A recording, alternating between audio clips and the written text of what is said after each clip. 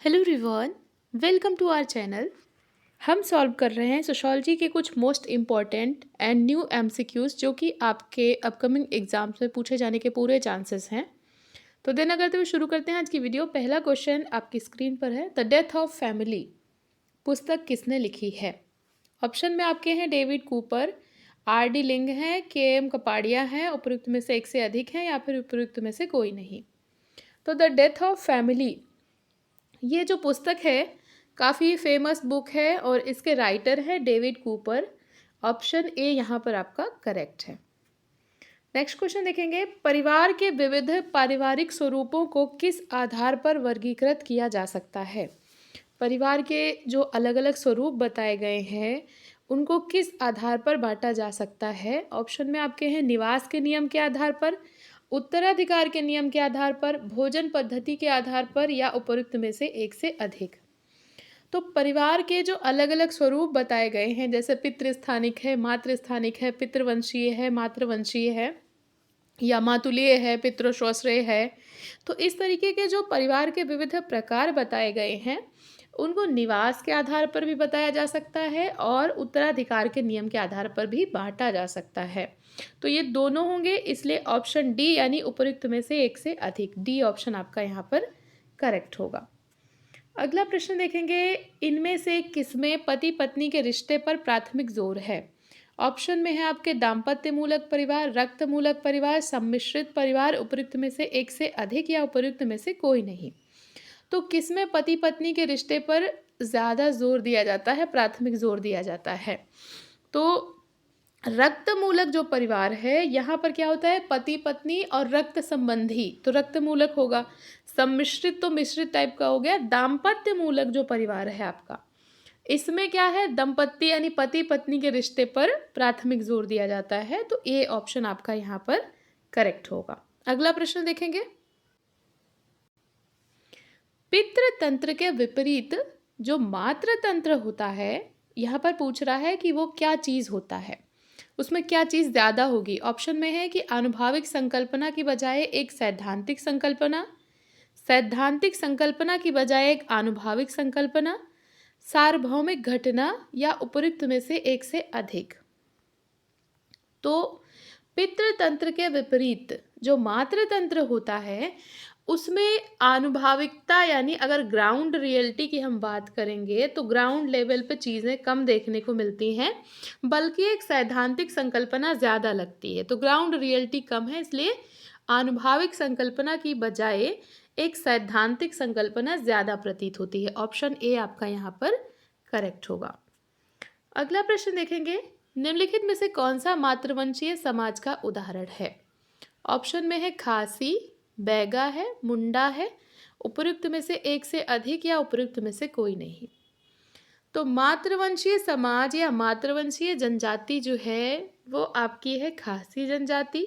इसके अलावा बैगा है, मुंडा है, ये सब जो है पितृवंशीय समाज के उदाहरण हैं। यहाँ पर खासी जनजाति जो है ये मातृवंशीय होती है। ए ऑप्शन आपका करेक्ट होगा। अगला प्रश्न है, निम्नलिखित में से किसने पारंपरिक सत्ता और तर्कसंगत कानूनी सत्ता का विश्लेषण किया है? ऑप्शन में है आपके मैक्स मूलर, हर्बर्ट स्पेंसर है, मैक्स वेबर है, उपयुक्त में से एक से अधिक या उपयुक्त में से कोई नहीं। तो दो प्रकार की सत्ता, पारंपरिक सत्ता और तार्किक कानूनी सत्ता, ये तार्किक या वैधानिक सत्ता भी बोलते हैं, ये सत्ता का वर्गीकरण किया है आपके मैक्स वेबर ने। पारंपरिक सत्ता, तार्किक सत्ता और इसके अलावा एक तीसरा प्रकार भी बताया है सत्ता का। आप लोगों को पता है अगर तो कमेंट करिए। वेबर ने सत्ता के जो 3 प्रकार बताए हैं, 3 टाइप, उसमें 2 तो यहाँ पर हैं, तीसरा टाइप कौन सा है पारंपरिक और तार्किक के अतिरिक्त? बहुत आसान सा प्रश्न है आज का, कमेंट करके बताइए। अगला प्रश्न है, नौकरशाही निम्नलिखित में से किस प्रकार की सत्ता है? ऑप्शन में है कानूनी, करिश्माई, पारंपरिक, उपयुक्त में से एक से अधिक या उपयुक्त में से कोई नहीं। तो नौकरशाही जो होती है ये एक तरीके से वैधानिक तरीके से प्राप्त की गई होती है। तो वैधानिक, तार्किक या कानूनी तीनों एक ही होंगे, तो यहाँ पर ए ऑप्शन आपका राइट होगा। तो नौकरशाही जो है तार्किक वैधानिक सत्ता का प्रतीक है, यहाँ पर कानूनी सत्ता का प्रतीक है। ए ऑप्शन आपका राइट होगा। अगला प्रश्न देखेंगे, आधुनिक समाज किसके द्वारा शासित होता है? ऑप्शन में है कानून का शासन, कन्वेंशन, ईश्वरीय कानून, उपयुक्त में से एक से अधिक या उपयुक्त में से कोई नहीं। तो आधुनिक समाज जो है ये किसके द्वारा शासित हो रहा है? आधुनिक समाज में क्या चीज़ें हैं? कानून का शासन ज़्यादा है, क्योंकि लॉ के द्वारा चीज़ें डिफाइन हो रही हैं। लॉ है, हमारा कॉन्स्टिट्यूशन है, तो इन सब के द्वारा जो है चीज़ें डिफाइन हो रही हैं। तो यहाँ पर कानून का शासन, ए ऑप्शन आपका करेक्ट होगा। नेक्स्ट क्वेश्चन है, कुछ शक्तिशाली फर्मों द्वारा किसी बाजार या उद्योग पर प्रभावी नियंत्रण और प्रभुत्व को क्या कहते हैं? अगर कुछ शक्तिशाली फर्म है वो किसी बाजार या उद्योग पर अपना नियंत्रण जमा लेते हैं तो इसको हम क्या कहेंगे? ऑप्शन में है आपके अल्पाधिकार, अराजकता, निरंकुशता या उपयुक्त में से एक से अधिक या उपयुक्त में से कोई नहीं। तो इसको कहा जाएगा कि कुछ अल्प व्यक्तियों द्वारा जो है पूरा अपना प्रभुत्व बना लिया गया, तो इसको बोलेंगे अल्पाधिकार। ऑप्शन ए यहाँ पर आपका करेक्ट होगा। अगला प्रश्न देखेंगे, निम्नलिखित में से किसने अपनी पुस्तक इकोनॉमी एंड सोसाइटी में पुश्तैनीवाद का विश्लेषण किया है? ऑप्शन में आपके सोरोकिन, स्पेंसर है, मैक्स वेबर है, उपयुक्त में से एक से अधिक है।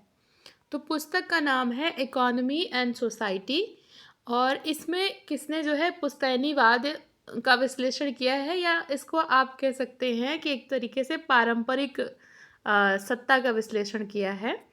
तो ये बात करते हैं आपके मैक्स वेबर, और ये बुक भी है economy and society max weber की। ऑप्शन सी आपका करेक्ट होगा। अगला प्रश्न देखेंगे, निम्नलिखित में से किसने खुला एक्सचेंज या खुला विनिमय का अध्ययन किया है? ऑप्शन में है एडम स्मिथ, मार्शल मॉश है, मेलिनोव्स्की है, या उपयुक्त में से एक से अधिक है। तो खुला विनिमय जो होता है इसका अध्ययन किया है आपके बी मेलिनोव्स्की ने। सी ऑप्शन आपका यहाँ पर करेक्ट है, मेलिनोव्स्की। अगला प्रश्न है, बाजार विनिमय निम्नलिखित में से किस पर आधारित है? ऑप्शन में है संविदात्मक संबंध, व्यक्तिगत संबंध, बाजार संबंध, या उपयुक्त में से एक से अधिक या उपयुक्त में से कोई नहीं। तो बाजार विनिमय व्यवस्था जो होती है ये आधारित होती है बाजार संबंधों पर, क्योंकि नाम से ही पता चल रहा है बाजार विनिमय, तो ये आधारित होगी बाजार संबंधों पर। सी ऑप्शन आपका यहाँ पर करेक्ट होगा। अगला प्रश्न देखेंगे, द गिफ्ट पुस्तक है the gift, the form and reason for exchange in archaic societies. ये पुस्तक के लेखक कौन है? ऑप्शन में है एमाइल दुर्खी, मार्शल मॉश है, कार्ल पॉलिनी है, या उपयुक्त में से एक से अधिक या उपयुक्त में से कोई नहीं। तो यहाँ पर द गिफ्ट जो पुस्तक है इसके राइटर है मार्शल मॉश। बी ऑप्शन आपका यहाँ पर राइट है। बहुत ही फेमस पुस्तक है और इम्पॉर्टेंट भी है, तो इसको लिख लीजिए। अगर आपको नहीं पता था तो बहुत अच्छी बात है। अगला प्रश्न है, निम्नलिखित में से कौन सा आर्थिक व्यवहार का गैर आर्थिक निर्धारक है? ऑप्शन में है धार्मिक मूल्य, विचारधारा, भावनाएं, उपयुक्त में से एक से अधिक या उपयुक्त में से कोई नहीं।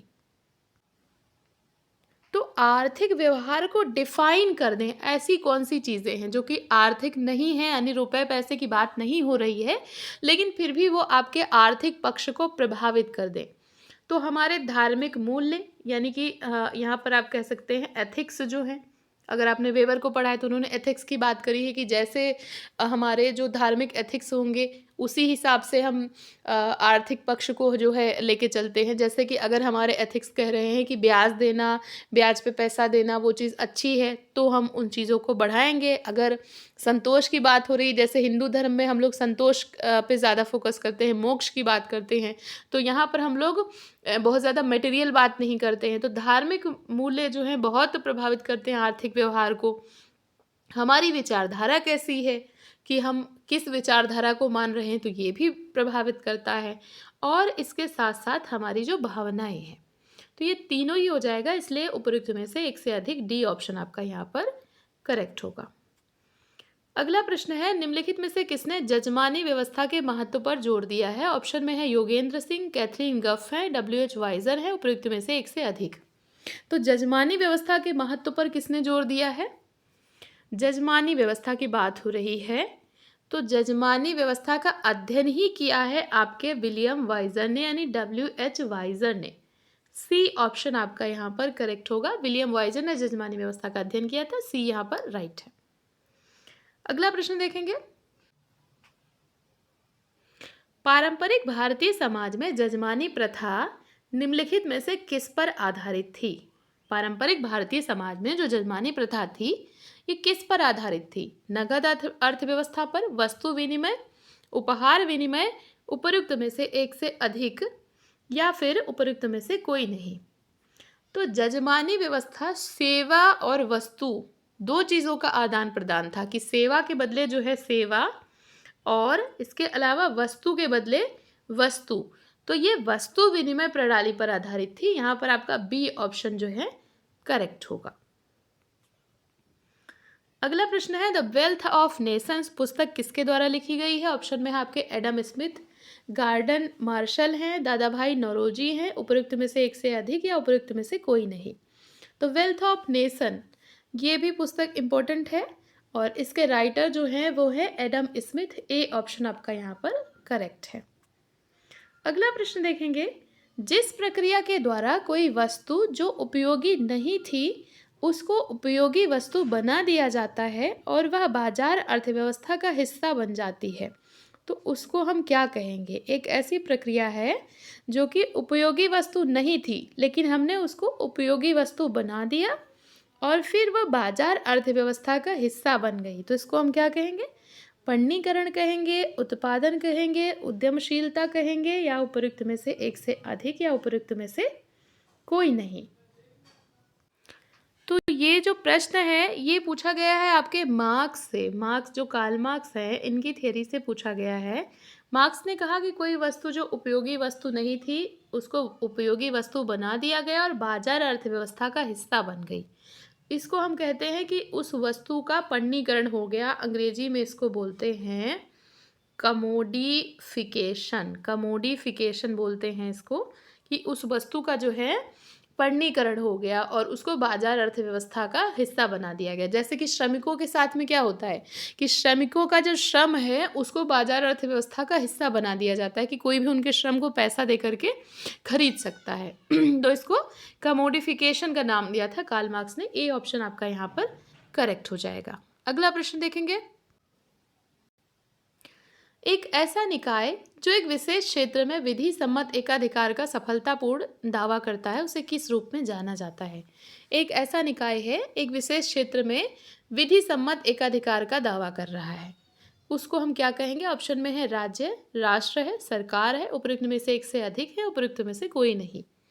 तो प्रश्न थोड़ा सा ट्रिकी है, समझेंगे।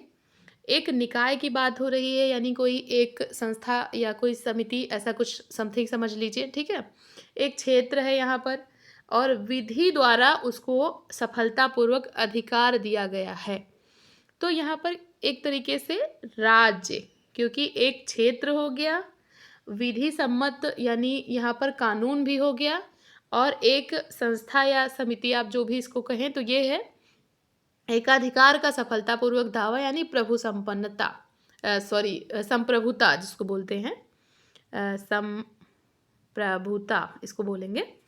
तो ये सारी चीज़ों की तरफ इशारा हो रहा है, तो राज्य यहाँ पर आपका करेक्ट हो जाएगा। अगला प्रश्न है, मैक्समूलर निम्नलिखित में से किसे धर्म का प्रारंभिक रूप मानते थे?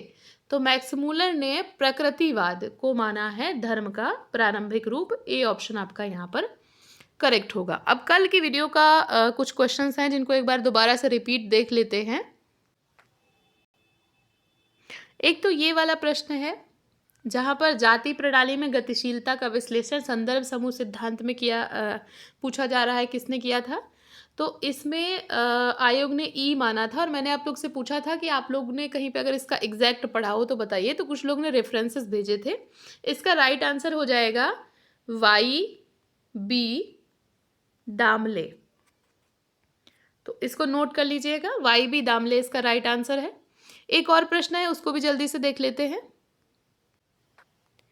एक प्रश्न आपका ये है जहाँ पर पूछ रहा है कि सामूहिक जो चेतना है या कलेक्टिव कॉन्शियसनेस जो है, कलेक्टिव कॉन्शियसनेस ये आपके जो इंडिविजुअल कॉन्शियसनेस है उसको पूरी तरीके से ख़त्म कर देती है। अब यहाँ पर आयोग ने बी ऑप्शन राइट माना है, बट कुछ लोग बोल रहे हैं कि यहाँ पर यांत्रिक एकजुटता होनी चाहिए। कमेंट करके बताइए आपको क्या लगता है राइट आंसर क्या होगा। तो ये थे आज के प्रश्न। आई होप आपको जो है ये वीडियो यूज़फुल लगी होगी। ऐसे ही पढ़ते रहिए, अपने गोल की तरफ आगे बढ़ते रहिए। वीडियो देखने के लिए थैंक यू सो मच।